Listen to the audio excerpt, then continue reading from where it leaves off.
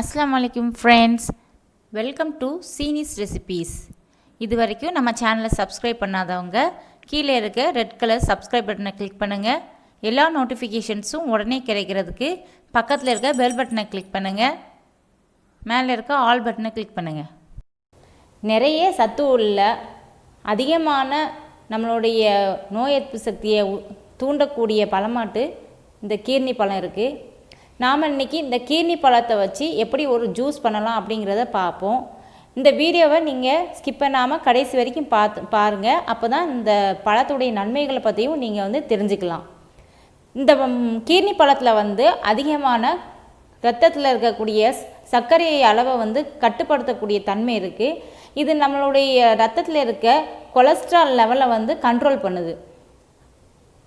நான் இந்த கீர்னி பழத்தை ஹாஃபாக கட் பண்ணி அதோடைய தோல்லாம் நீக்கிட்டு உள்ளே இருக்க விதையெல்லாம் எடுக்கிறேன். நீங்கள் ஒரு கரண்டியோ இல்லை ஸ்பூனோ வச்சு கூட உள்ளே இருக்க விதையெல்லாம் நீங்கள் எடுத்துடலாம். இந்த பாருங்கள், நான் ஹாஃபாக கட் பண்ணி வச்சுருக்கேன். இதை மாதிரி உள்ளே இருக்க விதையெல்லாம் எடுத்து வச்சிடணும். இதில் பீட்டாகரோட்டீன் அப்படிங்கிற சத்து இருக்குது. இது பீட்டாகரோட்டீன் இருக்கிறதுனால நம்மளுடைய கண்ணில் இருக்க விழித்திரையை சேதமடைவதை தடுக்குது. அதாவது வயதானால் நம்மளுடைய கண் பார்வை மங்கி வரும். இந்த பழம் சாப்பிட்றது மூலமாக அதை தடுக்கலாம். இப்போ நான் வெட்டி வச்சுருக்க அந்த பழத்தில் குட்டி குட்டி பீசஸ் ஆட்டு கட் பண்ணுறேன். இந்த பழத்தில் 95% நீர்ச்சத்து தாங்க இருக்குது.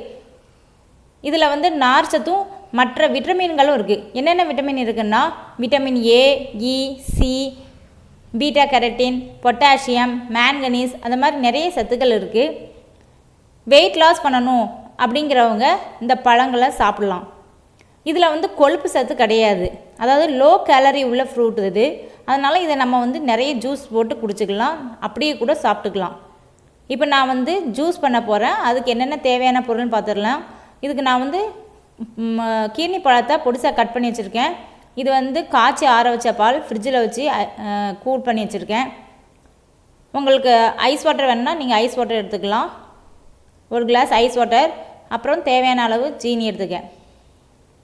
நீங்கள் ஒயிட் சுகர் அவாய்ட் பண்ணால் நீங்கள் இதில் நாட்டு சர்க்கரையோ தேனோ கூட சேர்த்துக்கலாம். இப்போ நான் ஒரு மிக்ஸி ஜாரில் அந்த கீர்னி பழத்தெல்லாம் ஆட் பண்ணுறேன்.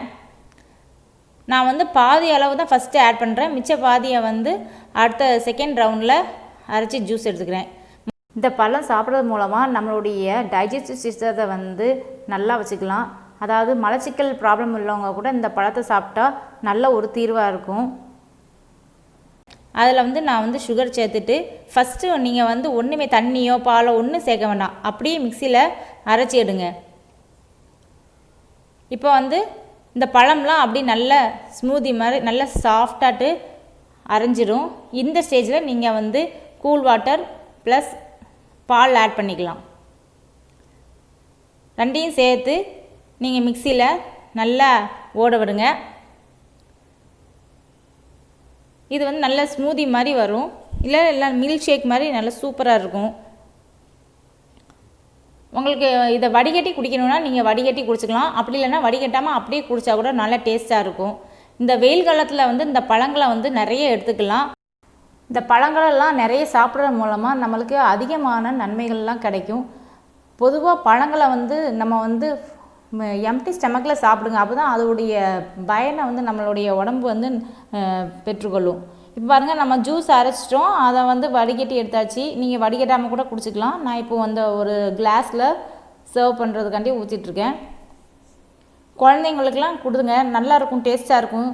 இந்த மில்க் ஷேக் நல்லாயிருக்கும்.